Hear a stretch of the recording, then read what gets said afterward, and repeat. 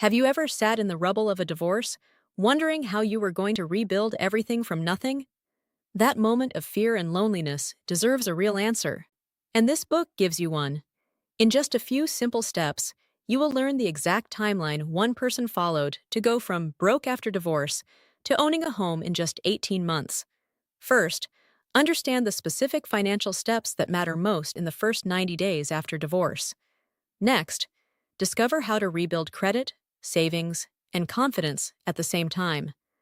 Then, follow the month-by-month plan that leads straight to homeownership. Actually a beginning. Picture this. 18 months ago, you were sitting on the floor of actually a beginning. Picture this.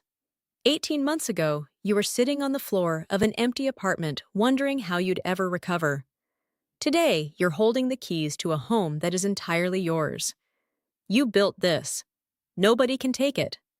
Remember, starting over isn't starting from zero. It's starting with everything you've learned. Financial recovery after divorce is a game changer. It creates freedom, ownership, and a life built on your terms. Don't wait. Grab your copy of Financial Recovery Timeline, Broke to Homeowner in 18 Months Post-Divorce, and start rebuilding today.